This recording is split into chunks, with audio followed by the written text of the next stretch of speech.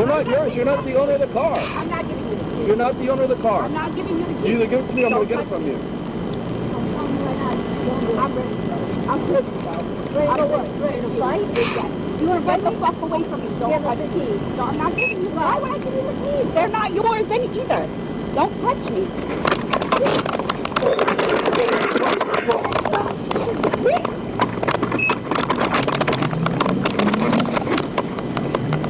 1052 to here for here traffic. Hey, she got my ankle. Stop. Remove. I'm going to spray her. Stop resisting. Get the fuck off my neck. Shame on you.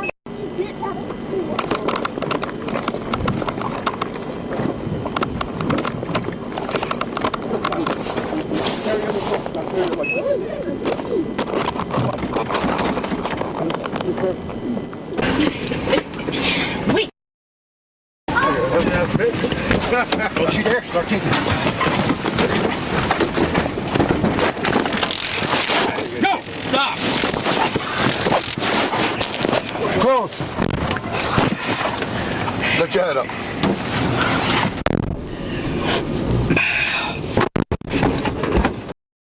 All right, family. So we got to talk about when you try to play stupid games in a red state and then act surprised when you catch some real life consequences and you got these high calorie liberal activists. And yeah, I said it because entitlement is heavy out here thinking that just because they've been allowed to run wild in blue states, they could bring that same energy into the free state of Florida and walk away unscathed.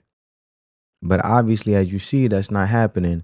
And Florida is not one of those soft blue playgrounds where you can attack law enforcement, dox federal agents, or try to spark off your little woke revolutions and then have a mayor or district attorney pat you on the back and say, well, we understand your anger.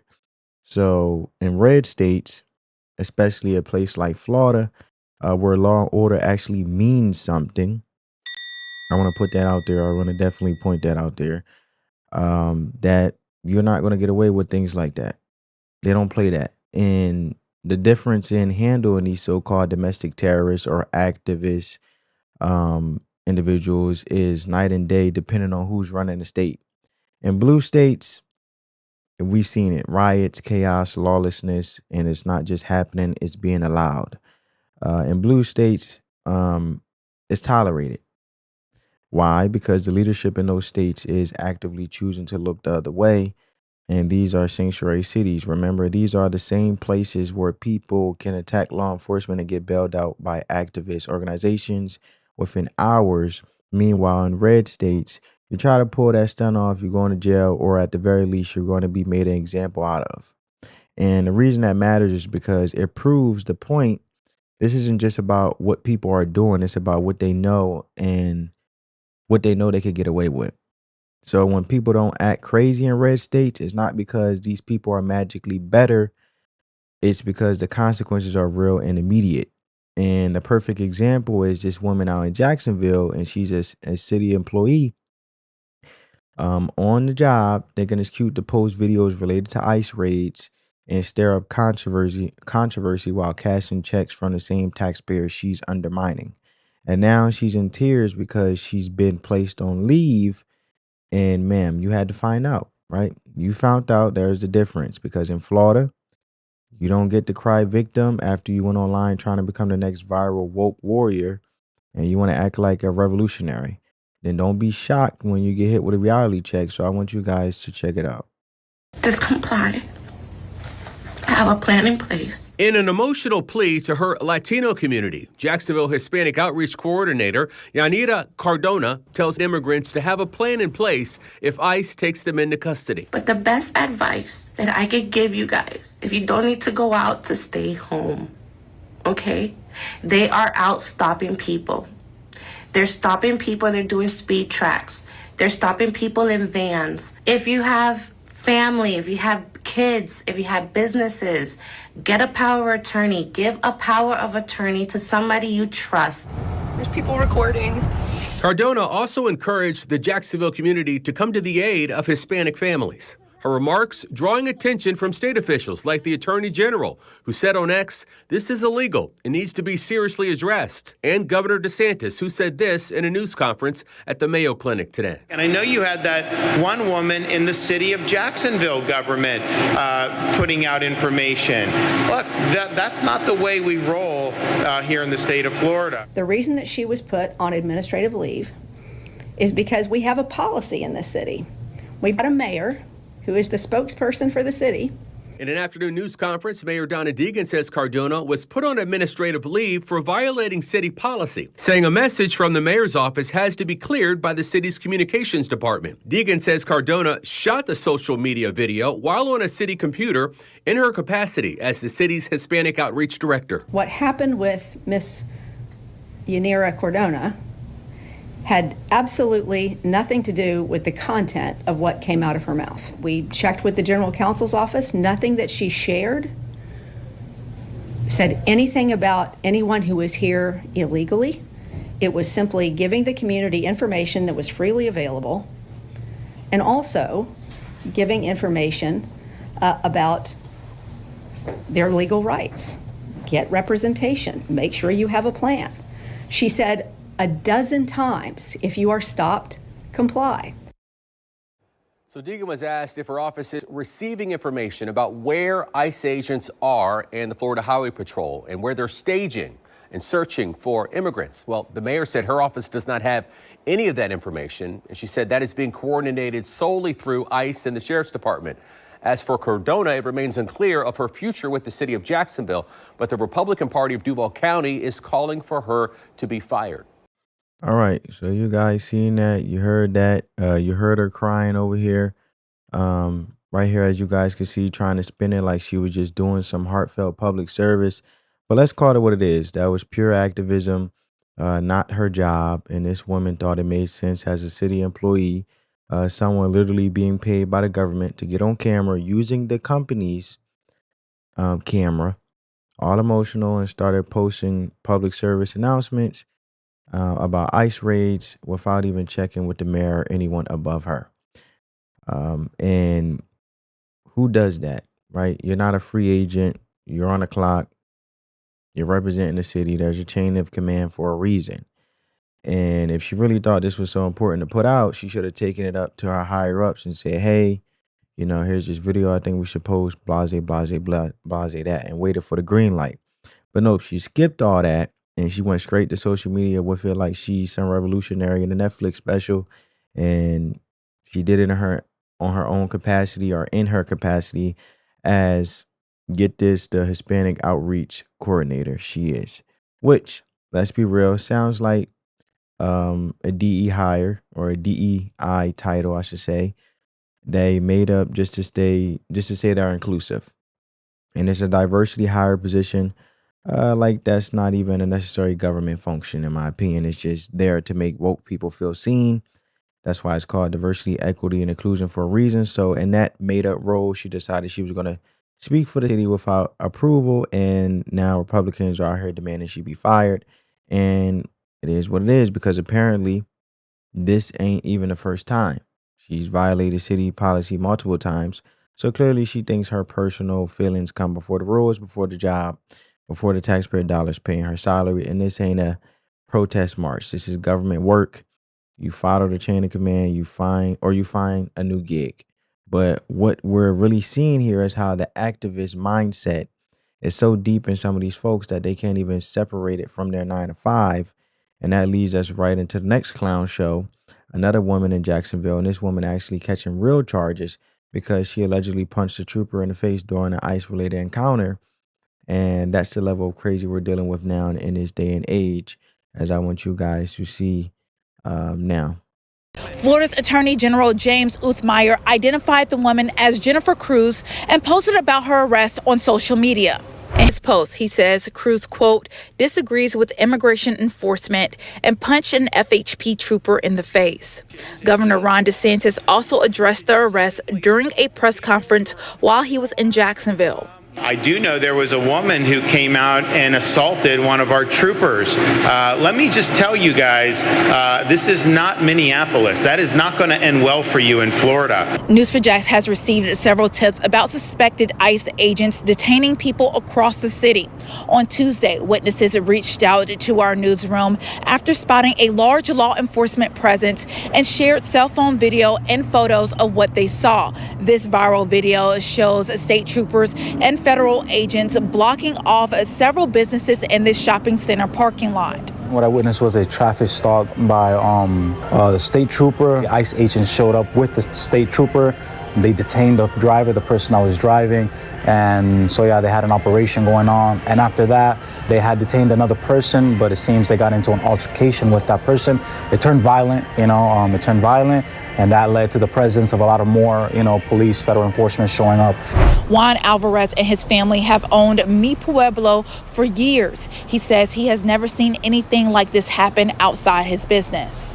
What went through your mind when you saw so many law enforcement officers, especially ICE, right in front of your business? Well, as any business owner, you're not happy to see that. I understand they have a job to do, but as a business owner, people, they come and they look and they see, all the presence of cops, federal enforcement, ICE agents, all that. They're not going to want to stop by, they're not going to want to come in. News4Jax has reached out to state and federal agencies asking for comment about any operations happening across Northeast Florida, and we're still waiting to hear back. Alicia Hatcher, Channel 4, the local. See, this right here is exactly why imagery like this is so important, because it shows you what right looks like. It shows you what happens when state and local law enforcement actually do their jobs and cooperate with the federal government like they're supposed to. And that's why these ICE operations in Florida are running clean, smooth, and without chaos. And nobody's throwing bricks, nobody's setting trash cans on fire, nobody's storming the street screaming about fascism. You know why? Because in Florida, Florida is a heavily Hispanic state. Let's not get it twisted, but they don't play the sanctuary city nonsense. They're not handing out immunity cards to people who break the law. The laws are the same for everybody. And if you decide to step to law enforcement, whether it's local cops or federal agents, you're going to deal with the consequences. And somehow that's controversial to people. Like suddenly cooperation between agencies is fascism. But let's just kill that noise right now and just stop that, because this ain't fascism. This ain't none of that. This ain't being a cop simp or a simp for a cop or whatever insult the internet's throwing around, because this is called law and order. It's called adults running the show. And the result of that is peace. It's stability. It's cities that don't look like war zones. It's not like Minneapolis where the second someone gets arrested, half the city catches fire. It's not like Portland where rioters get a participation trophy and a gas mask from the mayor's office. So Florida keeps it tight because Republicans run the state with zero tolerance for the foolishness, and don't let these people lie to you with that tired both parties are the same bull crap. So if you look at the results, red states and blue states are operating in two completely different realities. And the proof is in the pudding and what you see on the streets. If Democrats were running Florida, it would be a mess.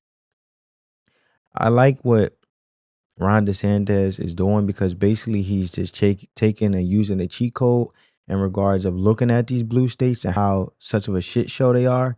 And he's basically using that on what not to do. And that's smart governing. That's smart in regards of leadership. And you get it, right? Because like I said, in blue states, there'll be a mess. It'll be a mess. If Florida would be a mess if a Democrat ran that state, thank God it's not a Democrat running that state, because Governor Ron DeSantis is a Republican. But there'll be traffic blocked every weekend, protests turning violent, cops told to stand down, and just total anarchy. But that's not what we see, because Republicans drew the line and made it clear from the jump.